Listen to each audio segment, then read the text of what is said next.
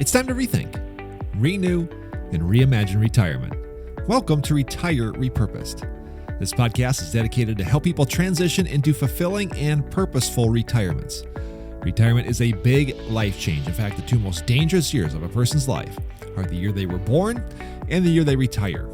We believe that retirement is not the end, rather the beginning of what could be the most impactful season of a person's life.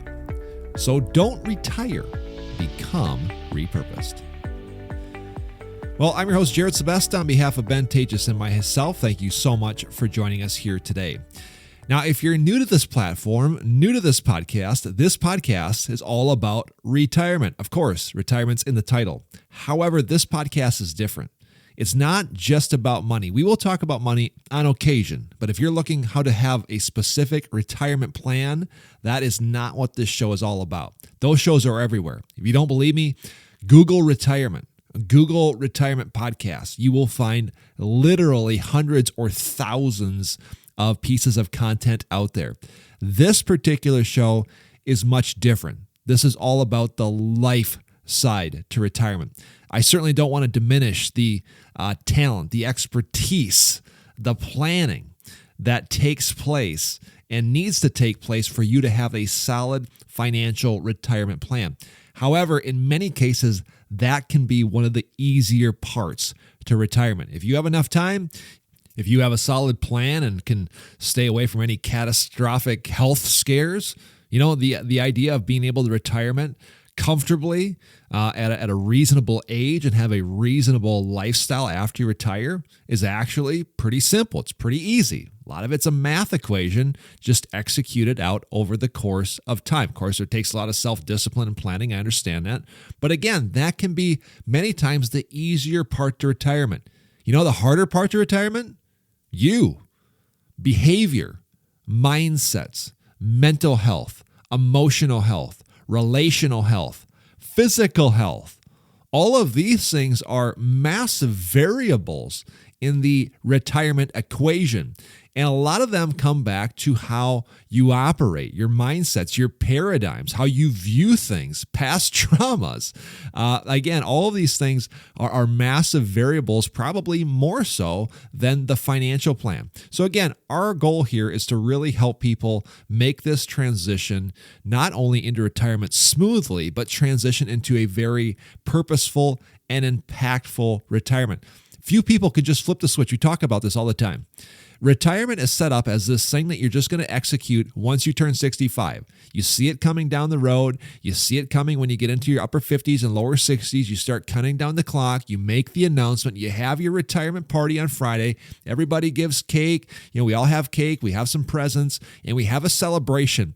And then all of a sudden, your life is just supposed to operate the way it's supposed to operate. You're just supposed to wake up on Monday morning, and everything is just, it is what it is. The truth is that there's been a massive change to your life. This is deeper than just you not going to work on Monday. This is deeper than that. This is deeper than now you have a little bit more time. You have to now reconstruct where you're going to find purpose, reconstruct where you're going to add value, reconstruct how you're going to move your body and have relational health. All of these come into play. And it's not hard to see this conversation is not happening. 99.9% of the retirement conversation is happening around the financial side of retirement. Very little of it, if any, ever happens about this side of retirement. That's why we're so passionate about this. If this is striking a chord with you, if this is the type of retirement you want to have, then you have certainly come to the right place. Now, we are continuing this series on time, talent, and treasure on the financial side of our business. We talk a lot about helping retirees steward not only their treasure, but their time and their talent. We spent a lot of time talking just about the time aspect. We talked about how much time do you actually have left? What should you be doing with your time? How to start and end each day?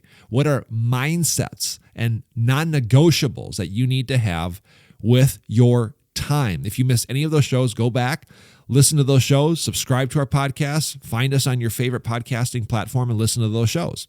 Then we transition into the talent side, the experience side. And we've spent now a couple of shows talking about that. We talked about how to leverage the power of your experiences. The truth is if you're a retiree, a baby boomer, a late Gen Xer, wherever you fall in the demographics, you've been through a lot of life. There's been a lot of things that you have experienced.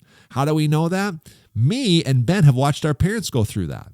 And also that Ben and the rest of our team on the financial side have been dealing with retirees for a long time, working with literally thousands of people of this age bracket. And you guys have been through a lot of life experience. Don't take that not to heart. That should be taken very seriously.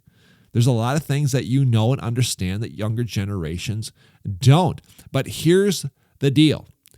For you to turn experiences into wisdom, you need to reflect. Lessons are not extracted from life just by purely happening. We have to learn from them. And how do you learn from them? You spend time in reflection. That can happen before you retire. That can happen right after you retire. That can be a process that happens throughout your days and your life through that transition. But there needs to be some very intentional reflection on your experiences, because without the reflection, those experiences are not leveraged to their fullest capacity and turned into wisdom. What you're seeking is wisdom, and what the world needs from you is wisdom. Last week, we talked about doubling down on your retirement abilities. What are your abilities? Well, we broke them down into two categories. Number one, talents, and number two, skills. What are the difference? Because they sound a lot alike. Your talents are God-given. Your talents are things that you're naturally good at. What are you just naturally good at? What comes very easily to you? Are you a great communicator? Are you a nurturer? Can you build things? Are you skilled with your hands? Do you understand complex scenarios? Do you understand technology? Whatever that is your talent. What is something you've always been good at and come naturally to you? Your skills are learned. All right? Your skills are things that you've acquired. If you've been in the working force for 20, 30, 40 plus years, chances are you have honed in on many skills. Lots of times our skills are built off of our talents. We get into some job or career or work or business because we're talented in a certain area. And then over time, our skills are developed. Just using me for an example, one of my talents is I love to tell stories. I think at my heart of hearts, I'm a pretty good communicator. By the way, what you're hearing me do right now, talking in front of a microphone, is one of the few things that I can actually do very well. Now, the skill of public speaking, the skill of communicating with intensity and getting to get your message across to where you can influence other people, to where it sounds good. Those are all skills that I've had to learn. I shudder to think of the first 2 years that I was actually doing live television. While I had a knack for telling stories, I was not very skilled at talking in front of a camera or talking in front of a group of people. I was okay at it, but that has been a skill over the course of 2 decades that I've honed in on. Again, just even me taping this podcast, I mean, I wouldn't even want to begin to guess how many shots at this that I've had, probably tens of thousands if I had to add them up over the course of 2 decades. Well, during that time, that skill has been developed. Now, I'm not retired yet, but how could I leverage those skills and talents? How can you repurpose those skills and talents? See, your best day at work probably wasn't payday. It was probably when you were using your abilities, i.e. your skills and talents, to help other people. So why would we think that we can just walk away from those things? Why would we think that this is how God created us, to use our skills, our talents, our abilities to help other people? That's what made life really special. And then all of a sudden, after Retirement Friday, now all of a sudden I can do little to nothing and never use those things ever again. And life is just supposed to be okay. And again, you're probably picking up on the sarcasm in my voice. It's not. And so again, the big point of last week's show is that you are to leverage those, double down on those abilities, figure out what they are, reflect on those experiences, that combine them with your abilities, and figure out ways that you can utilize them and repurpose those in retirement. This is a massive step in the repurposed process. In fact, if you kind of follow the timeline here over the last several shows, you'll see a process beginning to develop, and it's a process that you need to run through your life as you retire or think about retirement. Now, let's talk about today's show. I've titled today's show, Rediscovering Your Fire. Rediscovering Your Fire. First, we talked about experiences. Then we talked about your abilities. Now we're going to talk about your passion. Your passion. That's your fire. So many times we see, and I've seen in my own life, people of retirement age, they just lose that edge. There were things that they lived very fervently for. There was passion and fire.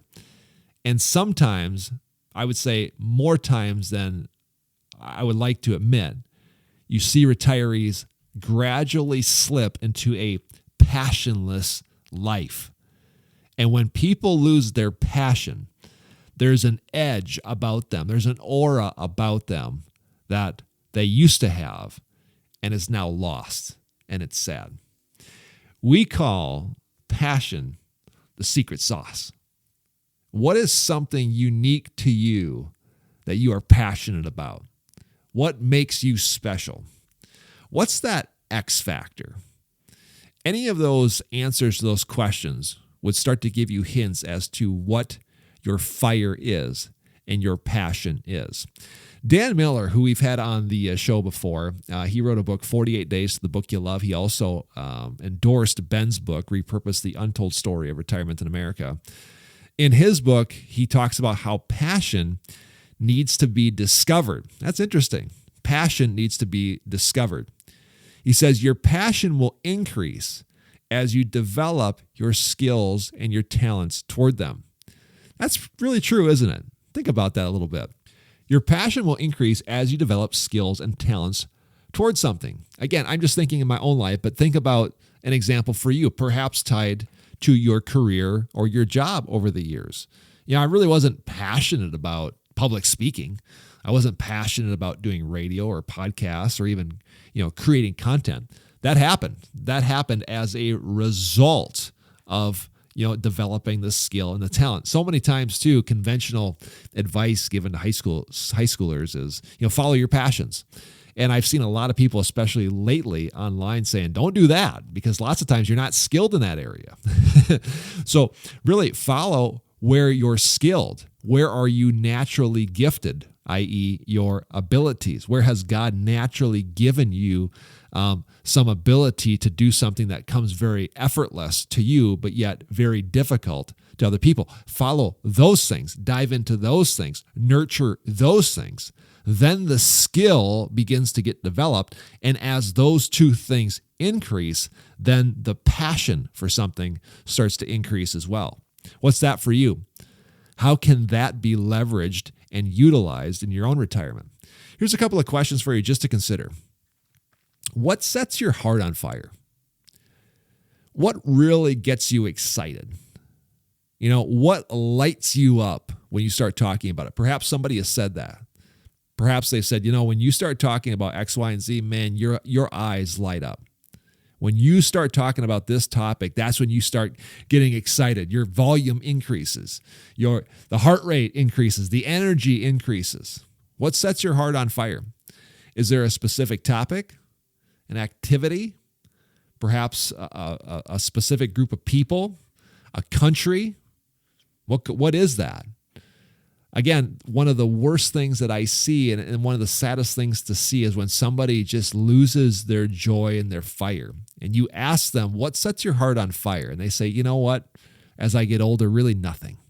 And that's really sad. And again, that is a scenario that we certainly want to avoid or help people avoid as much as they possibly can. Here's another question. Where are you anointed? Where's your anointing? Anointing is kind of a Christian word heard in Christian circles and probably at church from the pulpit. But, I think that there is some validity to that question in that word. Where has God placed his hand? Where do you really light up? Again, where is that fire? How has he uniquely created you to make you excited about a certain topic, thing, people group, place, activity? Where's your anointing? What's the thing you just can't get away from? No matter how hard you try, if you could, you can't get away from this thing, activity, topic, hobby. probably got you thinking now. What are some things that you love to talk about? What's a reoccurring theme that you're drawn to in your life? Again, if you were to reflect back over the course of a year or 2 years or 5 years or 10 years, what's a reoccurring theme that keeps coming up? No matter how hard I try to get away from this thing just keeps coming back. It's drawn to me, or I'm drawn to it, or vice versa. If you can identify that, that's going to help you identify what your fire is, your passions, where they lie. What's something that you do, this is the money question here, if you didn't even get paid for it? Complete logistics and financial gain aside, what is something that you would do even if you didn't get paid for it? That's the ultimate question. Because Dan Miller also talks about this in his book, 48 Days to the Work You Love. He says that there's 3 things needed to find contentment at work. Number 1, you need to find your passion. You need to be passionate about it. Number 2, you got to recognize where your talent lies. Okay, sounding familiar? And then number 3, there needs to be economic validation. Basically, you need to get paid for it. So think of a Venn diagram. A Venn diagram is basically 3 intersecting circles where they all 3 intersect kind of in the middle. Like, where's that sweet spot? One circle is finding your passion. The other circle is recognizing where you have talent, your talents. And then number 3, you're getting paid for it. Now, the beautiful thing, and you probably know where I'm going with this, the beautiful thing about retirement is now you can eliminate the economic validation. You no longer need to worry about getting paid. You don't need the paycheck. Well, that is quite liberating if you think about it.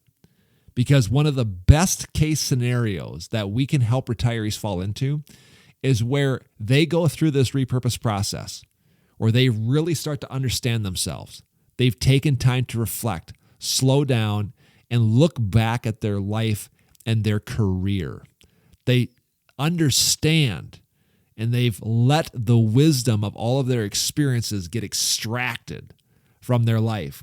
They analyze where they've been gifted, where they have abilities, skills, and talents.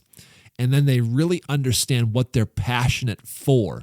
And they let all of those pieces come together with the understanding now that they don't have to get paid for them, and they walk into a life engineered, listen to me, engineered exactly in their sweet spot of this Venn diagram. They can walk right into the life that they want. Again, I want to just not go off rogue here a little too much. I cannot think of a different way to plan and live out your retirement than that as compared to what the world will feed you. What the world feeds you is that now you don't have to work, so now you can do as little as you want, as much as you want. Yes, you're going to spend some more time with family and pick up a hobby, volunteer, and maybe travel a little bit more. But this part of the life equation is not taught or talked about. The reality is that if you're going to retire or have retired already, you have the insane opportunity to literally create, hand engineer the life that you want. The best of the best of the best.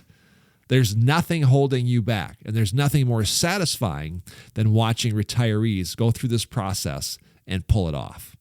Another best case scenario that we've seen with the retirees that we work with is that they find themselves where their job is now getting in the way of their optimal life, meaning they've already understood. They already understand what their most optimal life is.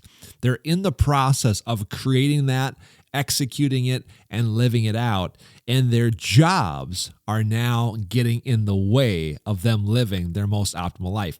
If the financial plan is in place and they have the ability to do so, then now it is time to execute retirement and move to the next stage of life. This is now where retirement isn't a letdown. It's now walking into this brand new season, a brand new season of purpose, of fulfillment, of impact, of zest, of passion.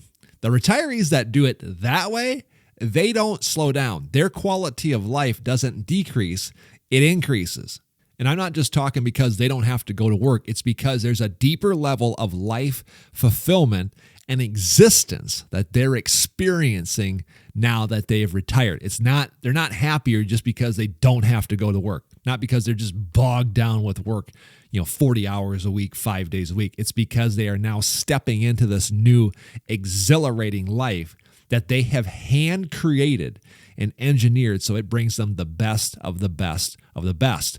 When you do it like that, life won't be a letdown. Retirement won't be a letdown. You will look back and say, you know what, this is the life that I was able to create. My job served a very intrinsic purpose that helped me develop my skills, my talents, my abilities. It created income for me. So now I'm at a point where now, because of my financial plan, I am now ready to execute and expound upon my life plan. That's really what retirement is all about. It's not about quitting work. It's about stepping into a new form of life where you can execute on your passions, your skills, your abilities, and leverage your experiences to the best of your ability. We've got a couple of minutes left here. I do want to spend some time and give you some questions to mull over. These are questions for you to think about as you consider your passion and how they can play into your retirement, whether you've retired already or are going to retire here in the near future. Number one, if time was not a constraint, what would you do right now that you have passion for? If time wasn't, logistics aside, what is something that you would do right now that you're very passionate about? If you just didn't have the constraints of work or time or whatever, what is something that you would pursue and have passion for right now? What activities make you feel completely like yourself and you can enjoy for hours at a time? I love this question. And the best part about this question is right here. What activities make you feel completely like yourself? You know what we call that? Alignment. You were created very specifically. And when we get in alignment, when we start living our life in alignment with how we're created, we feel more alive. We feel like ourselves. We're walking in our authentic selves. That is the sweetest spot that you can be. That's a really interesting question. And the best part about that question, again, what activities make you feel like yourself? You doing something that's in alignment to you won't feel like me. And if you haven't found those yet, find out what those activities are. Number 3, if money was not a constraint, in what ways would you spend your time and your energy? Again, logistics aside, work aside, schedule aside, what ways would you spend your time and your energy? If you could spend your time with one individual, group of individuals, who would it be? Who do you have passion for? We're going to talk more about this next week, but this is a little tee up for next week. Who are you passionate for? Is there a specific demographic of people, a location where people exist that you can't get them out of your head, and if you had a chance to serve them all the time, you would? And lastly, why did you choose those individuals? If you can figure that out, again, it's going to give you clues as to what your passion is, where it lies, and how God specifically created you in this part of your life. All right, so that wraps up today's episode. Again, we're talking about talents. We've talked about your experiences, your abilities, your skills, and now your passions. This is a roadmap that we take our retirees on. We call it the Repurposed process. And as you figure it out, you will start to look, navigate, and create and engineer your life radically different. Next week, we're going to talk about the who. That's the next piece in this process, and it's a very important piece. But this framework needs to be executed before, and we have to figure out who we are, because then we have to figure out how we're going to help the people that we were designed to help. I'm Jerrid Sebesta. Thank you so much for joining us on this episode of Retire Repurposed. If you'd like more information, visit our website at retirerepurposed.com. On behalf of Ben Tejas and myself, thank you so much for listening today. We'll see you next time. Securities offered through Avantax Investment Services. Member FINRA SIPC. Investment advisory services offered through Avantax Advisory Services. Insurance services offered through an Avantax affiliated insurance agency.